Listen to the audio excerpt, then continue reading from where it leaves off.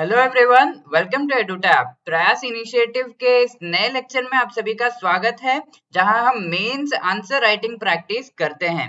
तो इस सेशन में हम जीएस 3 के इम्पोर्टेंट टॉपिक्स जिसमें कि economy, environment and science and technology आ जाता है, उसमें से कुछ इम्पोर्टेंट टॉपिक्स के क्वेश्चंस और उनके मॉडल आंसर्स डिस्कस करेंगे, ताकि आपको आइडिया लग जाए कि किस तरह से आपको मेंस आंसर राइटिंग करनी चाहिए। ये है लेक्चर नंबर 2 जीएस 3 का, जिसमें हम कुछ क्वेश्चंस एंड उनके आंसर्स डिस्कस करेंगे। तो जिस तरह से आप जानते हैं कि क्वेश्चन पेपर में आपको 3 टाइप के क्वेश्चन से देखने को मिलते हैं। सबसे पहला तो 4 मार्क्स का क्वेश्चन होता है, जो कि 60 वर्ड्स में आपको आंसर करने होते हैं। देन 8 मार्क्स का क्वेश्चन होता है, जो कि 120 वर्ड्स में आपको आंसर करने होते हैं। फिर 20 मार्क्स का थर्ड टाइप ऑफ क्वेश्चन होता है, जो कि 400 वर्ड्स में आप आंसर करते हैं। ठीक है, तो इस सेशन के 3 क्वेश्चन हम यहाँ डिस्कस करने जा रहे हैं। सबसे पहला क्वेश्चन यहाँ पर है फ्रॉम द टॉपिक। ये जीएस 3 का पेपर है, जो कि पेपर नंबर 6 हो जाता है। इसमें थर्ड यूनिट सब यूनिट 1 का जो टॉपिक है, issues, concerns, policies, programmes, conventions और ये सब in relation to climate change, इस टॉपिक से हम एक क्वेश्चन जो है बनाकर इस पर डिस्कशन कर रहे हैं। ये क्वेश्चन है, पूछ रहा है कि what are the main features of Ramsar convention on wetland conservation. ठीक है, तो ये रामसर कन्वेंशन से रिलेटेड यहाँ पर क्वेश्चन पूछा गया है। स्ट्रेट फॉरवर्ड फीचर्स पूछे गए हैं। तो जब भी फीचर्स पूछे गए हो और 4 मार्क्स का आंसर हो, तो जैसे कि पिछले सेशन में हमने देखा था, इवन दो हम काफी सारे फैक्ट्स एक्सप्लेन कर रहे हो, बट काफी प्रिसाइसली अच्छे वर्ड्स यूज करके हमें 4 मार्क्स के आंसर में इस तरह से प्रेजेंट करना है कि काफी सारी चीजें, काफी डायमेंशन हम कवर कर पाए, at the same time word limit हम क्रॉस ना करें। रामसर कन्वेंशन के मेन फीचर्स पूछे गए हैं। तो रामसर कन्वेंशन एक्चुअली है क्या, वो भी बताना यहाँ पर जरूरी है। तो रामसर कन्वेंशन की अगर हम बात करें, ये कन्वेंशन है in relation to wetland conservation, और यहाँ पर पूरी दुनिया में कुछ इंपॉर्टेंट जो एरियाज हैं जिन्हें वेटलैंड्स कहा जाता है, इन वेटलैंड्स को इंटरनेशनल इंपॉर्टेंस दिया जाता है, और इससे रिलेटेड एक लिस्ट बनती है जिसे रामसर लिस्ट कहा जाता है। तो हमने यहाँ पर बता दिया कि ये रामसर कन्वेंशन वेटलैंड्स जो कि इंटरनेशनल इंपॉर्टेंस रखते हैं, इस तरह के वेटलैंड्स को कंजर्व करने से रिलेटेड एक कंजर्वेशन है, इंटरनेशनल ट्रीटी है, और इन वेटलैंड्स को कंजर्व किया जाता है by giving them international importance. Sustainable use in wetlands का होना चाहिए। ये सारी चीजें रामसर कन्वेंशन के थ्रू इंटरनेशनल ट्रीटी के फॉर्म में एस्टैब्लिश किया गया है। इसका नाम रामसर रखा गया क्योंकि रामसर जो कि ईरान की एक सिटी है, वहां पर इस कन्वेंशन को साइन किया गया था 1971 में, राइट। और इस कन्वेंशन का सबसे इंपॉर्टेंट एम है वेटलैंड्स को कंजर्व करना। तो एक दो लाइन हम वेटलैंड के ऊपर भी लिख देंगे कि वेटलैंड जो है बहुत ही ज्यादा इंपॉर्टेंट है, क्योंकि वो इकोसिस्टम सर्विसेज प्रोवाइड करते हैं। तो इकोसिस्टम सर्विसेज क्या होते हैं? Different different kinds of service, like provisioning services हो गए, रिक्रिएशनल सर्विसेज हो गए, कल्चरल सर्विसेज हो गए, ये सब इकोसिस्टम्स प्रोवाइड करते हैं, और उनमें से एक इंपॉर्टेंट काइंड ऑफ इकोसिस्टम है वेटलैंड्स। तो वेटलैंड्स भी इकोसिस्टम सर्विसेज प्रोवाइड करते हैं। इस वजह से इन वेटलैंड्स को प्रोटेक्ट करना हमारा जो है जिम्मेदारी बन जाता है, बिकॉज ह्यूमन एक्टिविटी सबसे बड़ा एक इश्यू है जिसके वजह से एनवायरनमेंट पर बहुत ज्यादा असर हो रहा है, राइट। तो इन्हें प्रोटेक्ट करना इस कन्वेंशन का इंपॉर्टेंट एम है, वो हमने बता दिया कि ये कन्वेंशन है क्या। एंड देन आगे हम बढ़ रहे हैं कि इस कन्वेंशन के मेन फीचर्स क्या है। तो जब रामसर कन्वेंशन वेटलैंड्स को प्रोटेक्ट कर रहा है, कंजर्व कर रहा है, तो वेटलैंड्स एक्चुअली होते क्या हैं, वो ऑफिशियली इस कन्वेंशन में डिफाइन करना जरूरी है। तो एक ब्रॉड डेफिनेशन ऑफ वेटलैंड्स इसमें दिया गया है, और ये चीज मेंशन करना बहुत ही ज्यादा इंपॉर्टेंट है, बिकॉज ये one of the most important features हो जाता है। तो ब्रॉड डेफिनेशन ऑफ वेटलैंड्स, और यहाँ पर वेटलैंड्स किन्हें कहा जाता है, लेक्स एंड रिवर्स हो गए, एक्वीफर हो गए, स्वैम्प्स हो गए, मार्शल्स हो गए, वेट ग्रासलैंड्स, इस तरह से पूरी जो है लिस्ट दे रखी है। और ये सारे जो है वेटलैंड्स कहलाते हैं। आप ये सारे याद नहीं भी रख पाए तो इनमें से कुछ आप यहाँ पर मेंशन कर सकते हैं, राइट, ताकि एक आइडिया लग जाए कि आप बता रहे हैं कि वेटलैंड्स की एक ब्रॉड डेफिनेशन ली गई है और उनमें से कुछ एग्जांपल्स जिन्हें वेटलैंड्स कहा जा रहा है, जिन एरियाज को, वो आपने यहाँ पर मेंशन कर दिए हैं, राइट। आप ये सारे शायद ना याद रख पाए तो ये चीज, इस डायमेंशन को मेंशन करना जरूरी है कि डेफिनेशन मेंशन्ड है। इसके बाद में Ramsar convention works towards what, क्या फीचर्स इस कन्वेंशन के और ये किस डायरेक्शन में वर्क कर रहा है। तो कॉन्ट्रैक्टिंग पार्टीज कौन जो है उनके साथ में पार्टनर्स और कई सारे अन्य इंटरनेशनल ऑर्गेनाइजेशंस के मदद से ये कन्वेंशन वर्क करता है टू एनकरेज पॉलिसीज। इस तरह के पॉलिसीज जो गवर्नमेंट्स हैं इंटरनेशनली, एक तरह का उन पर ऑब्लिगेशन लग जाता है आफ्टर वो इस ट्रीटी को साइन करते हैं कि वो ऐसे पॉलिसीज लेकर आए, लैंड यूज प्लानिंग उनकी इस तरह की हो कि ये जो वेटलैंड है उन इश्यूज को इस पॉलिसी प्लान का पार्ट बनाया जाए, क्योंकि वेटलैंड को इंपॉर्टेंस नहीं दिया जाता। फॉर एग्जाम्पल कई सारे कंस्ट्रक्शन जो है कई फ्लड प्लेन्स में किए जाते हैं, इंडिया का भी एग्जाम्पल है, तो फ्लड प्लेन भी एक तरह का वेटलैंड हो गया। इसी तरह से कई सारे मैंग्रोव एरियाज में भी कई तरह के एक्टिविटीज किए जाते हैं। तो इन सभी चीजों को इस तरह से करना होगा कि डेवलपमेंट के साथ एनवायरमेंटल एस्पेक्ट भी साथ में लेकर चलते हुए ये प्लानिंग की जाए और ये चीज सेंसिटाइज करनी होगी टू दीज गवर्नमेंट्स। ये गवर्नमेंट्स के जो पॉलिसीज प्लान्स बन रहे हैं उनमें ये पार्ट हो, और पब्लिक को भी अवेयर बनाना बहुत ही ज्यादा जरूरी हो जाता है। यहाँ पर पब्लिक के किस चीज के लिए अवेयर हो, ये अवेयर हो कि आपको वेटलैंड से कई सारे बेनिफिट्स एंड सर्विसेज मिल रहे हैं। बेकार का जो है पानी वहां पर जमा हुआ है, बेकार यहाँ से जो है कोई भी फायदा नहीं होता। इस तरह की सोच कई बार आ जाती है लोगों में, तो वो सोच पूरी तरह से सही नहीं है। ये चीज उन्हें बताने से रिलेटेड अवेयरनेस क्रिएट करना बहुत ही ज्यादा इंपॉर्टेंट है, क्योंकि जब पब्लिक एक्टिव होगी, सिविल सोसाइटी एक्टिव होगी, तो अगर गवर्नमेंट अपने ऑब्लिगेशन से पीछे भी हट जाती है तो पब्लिक प्रेशराइज कर सकती है। तो पब्लिक अवेयरनेस जरूरी है, ये भी किया जाता है। साथ ही साथ इनका कंजर्वेशन हम ओवरनाइट ऐसे ही नहीं कर सकते, इसके लिए हमें जरूरत होगी इन्वेस्टमेंट की। तो इन्वेस्टमेंट को लाने से रिलेटेड भी काम किया जाता है under this convention. Different countries में इंटरनेशनल बॉडीज एंड इंटरनेशनल जो मैकेनिज्म्स के थ्रू इन्वेस्टमेंट लाया जाता है प्राइवेट सेक्टर से, एंड गवर्नमेंट तो कमिटेड है ही है, और कई सारे अलायंसेस फॉर्ज किए जाते हैं। लेट्स से एक वेटलैंड को कंजर्व करने के लिए पब्लिक एंड प्राइवेट, पब्लिक का जो इंफ्रास्ट्रक्चर है और इन्वेस्टमेंट है वो, और प्राइवेट जो सेक्टर है उसकी एक्सपर्टीज को यूज करते हुए यहाँ पे चीजें करने से रिलेटेड भी इसके जो है फीचर्स हैं। साथ ही साथ फाइनेंशियल रिसोर्सेस और ये सारे जो है कई और जगहों से ये सपोर्ट लाने से रिलेटेड काम किया जाता है। तो ऑल इन ऑल ये तीनों जो है इन्वेस्टमेंट लाने से रिलेटेड यहाँ पर फीचर्स है, ये चीज बता रहे हैं ये तीनों पॉइंट्स, राइट। तो ये जो है फीचर्स हो गए जो इम्पोर्टेंट वर्क्स जो इस कन्वेंशन के तहत किया जाता है वो हमने यहाँ पर बता दिया, राइट। तो सारे डायमेंशन यहाँ पर कवर किए हैं। साथ ही साथ इस पूरे जो कन्वेंशन में कोई भी कंट्री जो है पार्ट लेता है और कोई भी गवर्नमेंट किसी भी एरिया को इंटरनेशनल वेटलैंड डिक्लेयर करने से रिलेटेड स्टेप्स लेता है और आगे रामसर कन्वेंशन के जो लिस्ट का पार्ट अगर वो बनते हैं तो उस इंक्लूजन को उस गवर्नमेंट का कमिटमेंट यहाँ पर माना जाता है, राइट। तो ये चीज भी काफी ज्यादा इंपॉर्टेंट है कि गवर्नमेंट कितना ज्यादा कमिटेड है, और ये चीज रिफ्लेक्ट होती है by being part of the Ramsar convention. Okay, तो ये सारी हमने यहाँ पर बता दी कि what are the features of this convention. And यहाँ पर अगर आप चाहे तो एक दो लाइन आप लिख सकते हैं in relation to Ramsar list जो बनता है, राइट। तो वो चीजें आप यहाँ पर इंक्लूड कर सकते हैं, but then this is fine.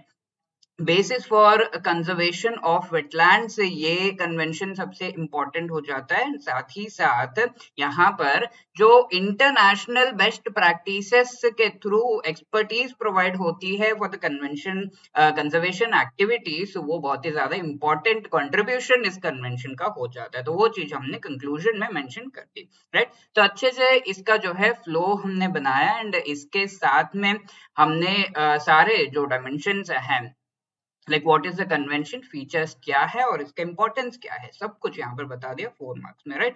ये जो है फर्स्ट क्वेश्चन था। सेकंड क्वेश्चन की अगर हम बात करें यहाँ पर, ये है GS3 पेपर 6, जो हम जानते हैं यूनिट 1 सब यूनिट 2 का एक topic measures of economic development, और इसमें कई सारे इंडिसेस इसका पार्ट बन जाता है। उनमें से ह्यूमन डेवलपमेंट इंडेक्स से रिलेटेड ये क्वेश्चन है।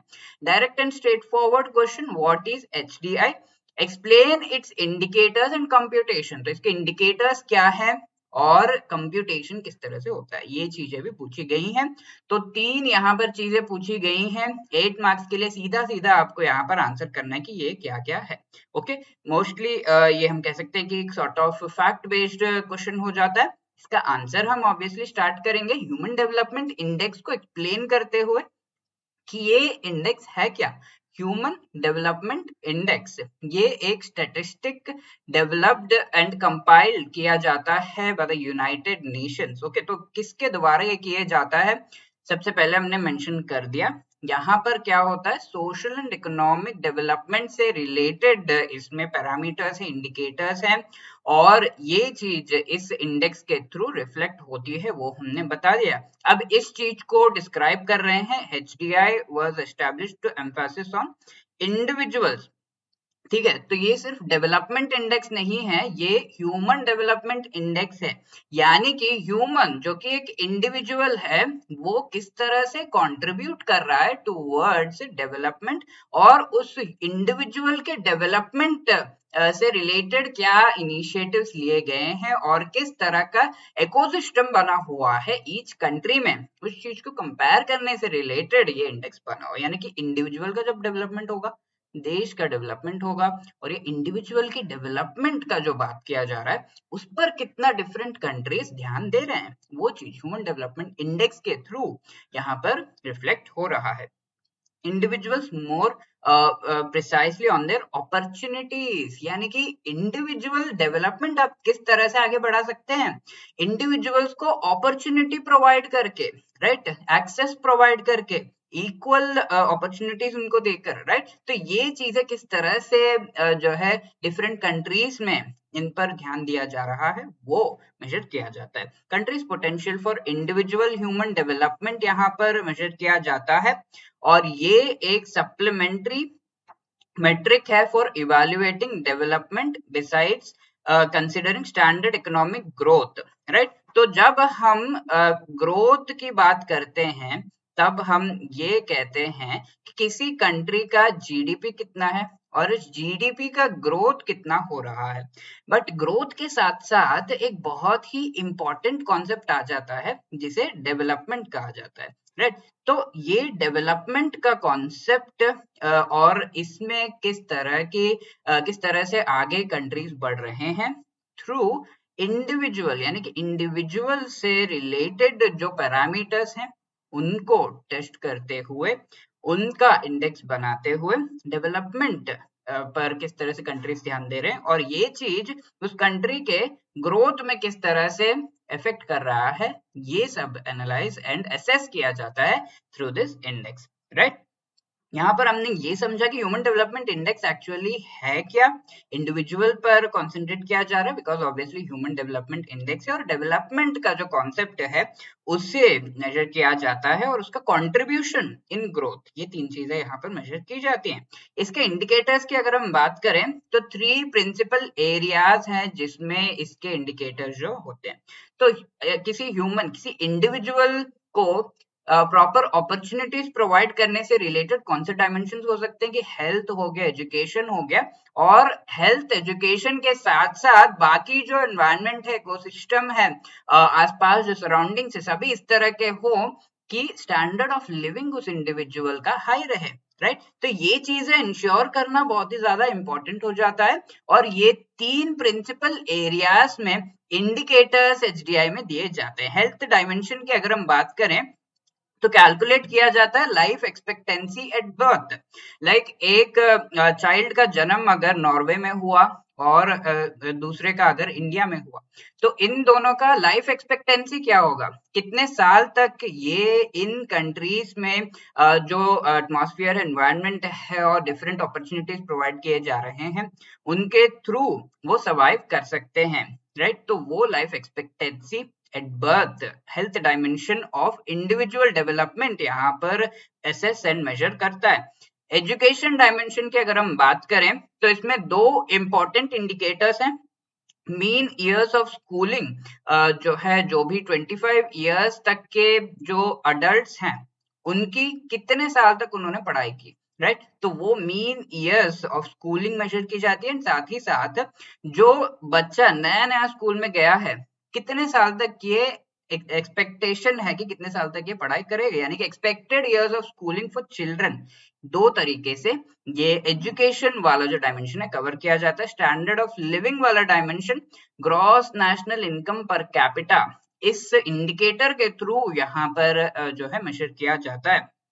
ईच ग्रॉस नेशनल इनकम की अगर हम बात करें तो ये ऐसा इनकम है ऑफ द एंटायर कंट्री जिसमें 2 कंपोनेंट्स होते हैं, जो कि जीडीपी ग्रॉस डोमेस्टिक प्रोडक्ट। तो जीडीपी क्या होता है, GDP is the final value, जो गुड्स एंड सर्विसेज एक कंट्री में प्रोड्यूस होते हैं उनका फाइनल वैल्यू कितना है वो जीडीपी का पार्ट बनता है। इसके साथ में अगर अब्रॉड फॉरेन से जो भी मनी इन एंड आउट हो रहा है उस कंपोनेंट को भी हम कैलकुलेट करेंगे, यानी कि इंडिया का, let's talk about India, let's say India का डोमेस्टिक जो भी value of goods and services है वो, साथ ही साथ अब्रॉड से कितना मनी आ रहा है एंड बाहर जा रहा है, and value of goods and services जो है वो इन एंड आउट हो रहा है, उस चीज को भी अगर हम कैलकुलेट करेंगे तो वो ग्रॉस नेशनल इनकम। ग्रॉस अगर इकोनॉमी की बात करें तो ग्रॉस इज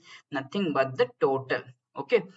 और इस ग्रॉस नेशनल इनकम को पर कैपिटा कैलकुलेट किया जाता है, यानी कि ग्रॉस नेशनल इनकम पूरे कंट्री का जितना भी हो उसको डिवाइड किया जाता है by the countries total population. 1.4 lakh crore let's say जो भी पॉपुलेशन है किसी भी कंट्री का उससे डिवाइड किया जाता है तो पर कैपिटा जीएनए आता है। तो उसके बेसिस पर कि ईच पर्सन के पास कितना मनी, लेट्स से अगर डिवाइड किया जाए इक्वली पूरे कंट्री के नेशनल इनकम को, तो ईच पर्सन के पास कितना मनी आएगा, वो चीज जीएनआई पर कैपिटा जो है कैलकुलेट की जाती है, और वो स्टैंडर्ड ऑफ लिविंग के डायमेंशन को इंडिकेट करता है, राइट। तो इस तरह से आप चार्ट के थ्रू भी, फ्लो चार्ट के थ्रू भी ये चीज बता सकते हैं।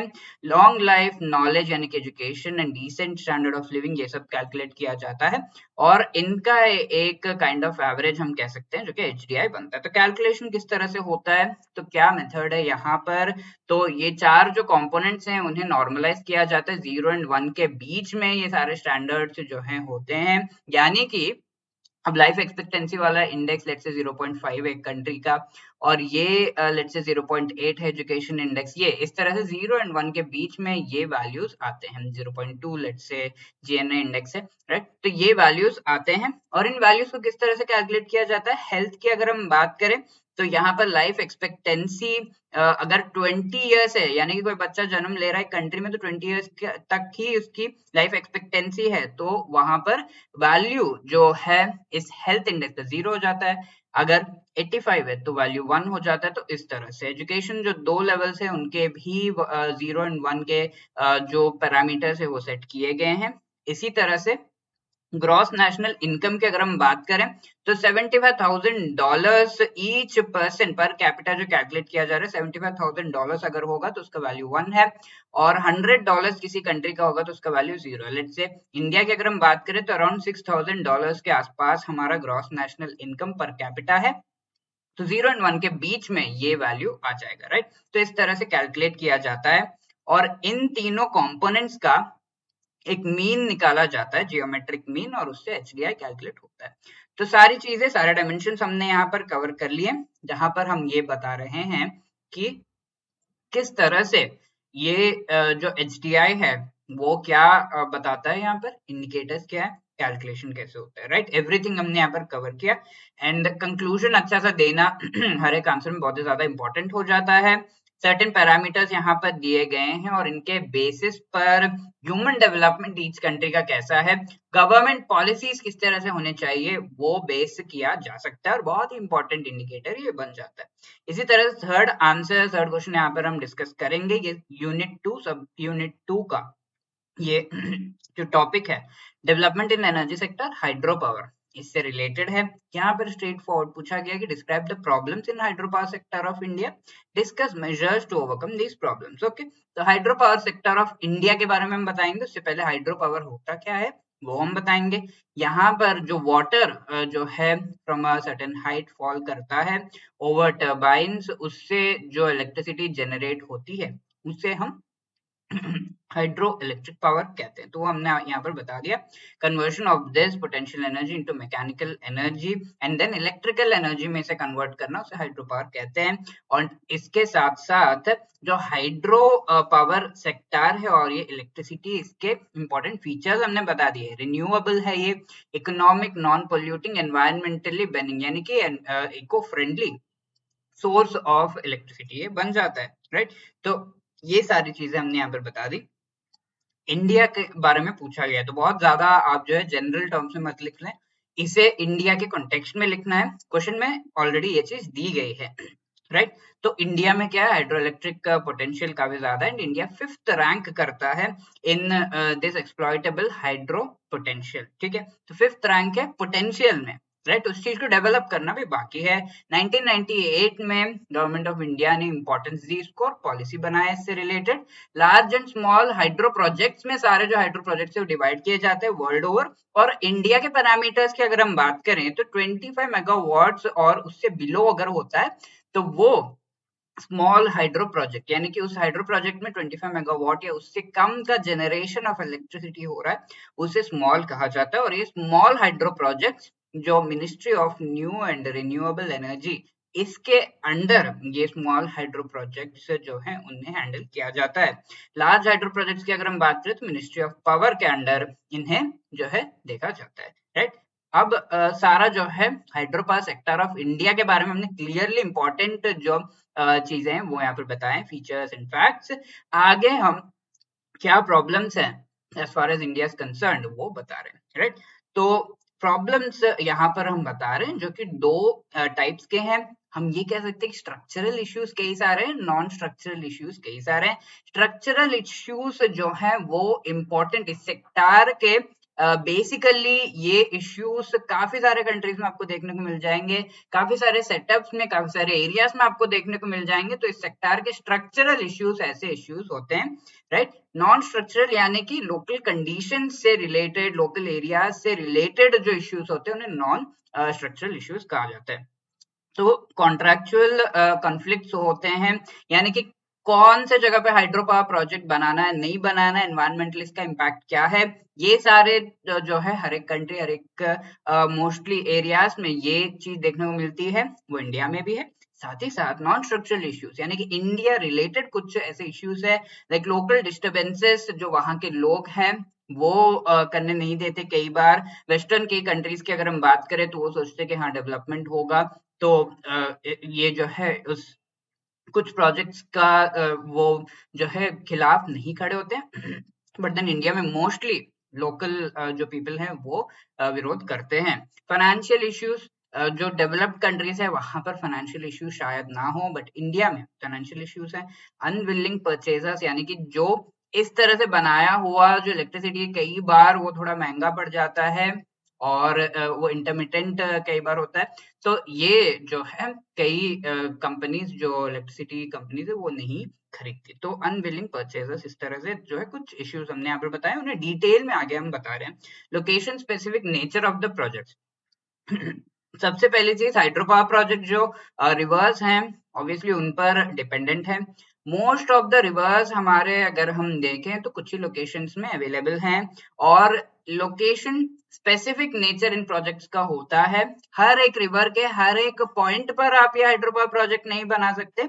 कुछ ही एरियाज में जहां पर फीजिबिलिटी है हर तरह की और सारे तरह के जो क्लियरेंसेस वहां पर मिल रहे हैं तभी आप बना सकते हैं। तो लोकेशन स्पेसिफिक नेचर हो गया। और मोस्टली इंडिया के जो हाइड्रो प्रोजेक्ट्स हैं, लार्ज प्रोजेक्ट्स, वो आपको फार फ्लंग एरिया, दूर दराज के इलाकों में ही ऐसे प्रोजेक्ट बनाए जाते हैं। ऐसे एरियाज में इन प्रोजेक्ट्स को बनाने से रिलेटेड कई सारे प्रॉब्लम्स आ जाते हैं, जैसे कि वहां पर रीच, अरुणाचल प्रदेश की अगर हम बात करें तो वहां तक रीच करने के लिए ही कई सारे दिन लग जाते हैं most of the project sites में।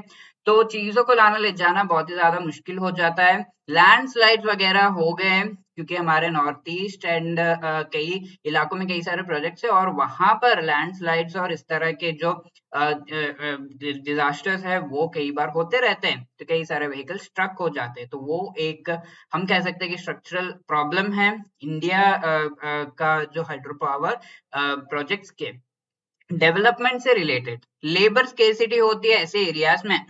ऐसे एरियाज में जो कॉन्ट्रैक्टर्स आपको मिलेंगे वो रिजल्ट ओरिएंटेड और रेप्यूटेड नहीं होंगे। कॉन्ट्रैक्टर्स बाहर से, आपको दूसरे स्टेट से इन कॉन्ट्रैक्टर्स को वहां पर बुलाना पड़ेगा, दूसरे कंट्रीज से जो है एक्सपर्टीज लेनी पड़ेगी। स्किल्ड वर्कर्स आपको अवेलेबल वहां पर नहीं होंगे। स्किल्ड वर्कर्स नहीं है, अच्छे कॉन्ट्रैक्टर्स नहीं है, तो वर्क जो किया जा रहा है in relation to those project सब स्टैंडर्ड वर्क होगा। इसका लोकल पॉपुलेशन प्रोन होगी टू डिजास्टर। सही तरीके से हाइड्रो प्रोजेक्ट नहीं बना है तो डिजास्टर्स हो सकते हैं, वो ब्रेक हो सकते हैं। उत्तराखंड का इवेंट ले लीजिए रिसेंट, राइट? तो इस तरह की चीजें हो सकती हैं। और ये डिजास्टर अगर एक बार हो गया तो उस एरिया में एनवायरमेंटल डिजास्टर मैनेजमेंट रिलेटेड जो रूल्स है, क्लियरेंस रूल्स है, वो काफी स्ट्रिंजेंट हो जाते हैं और इजीली क्लियरेंस नहीं दिया जाता। तो इस तरह के हाइड्रो प्रोजेक्ट्स के डेवलपमेंट को बहुत ही ज्यादा नुकसान पहुंचाते हैं। स्केर्सिटी ऑफ लेबर से लेकर आप देख सकते हैं कहाँ तक ये चीज पहुंच गई है। साथ ही साथ ऐसे एरियाज में आपको proper road facility, mobile connectivity भी नहीं मिलेगी, तो कोऑर्डिनेशन बहुत ही ज्यादा मुश्किल हो जाता है। और इस तरह का बेसिक इंफ्रास्ट्रक्चर डेवलप करने अगर वो प्रोजेक्ट से रिलेटेड आप आगे बढ़े तो प्रोजेक्ट कॉस्ट ऑब्वियसली बढ़ जाता है।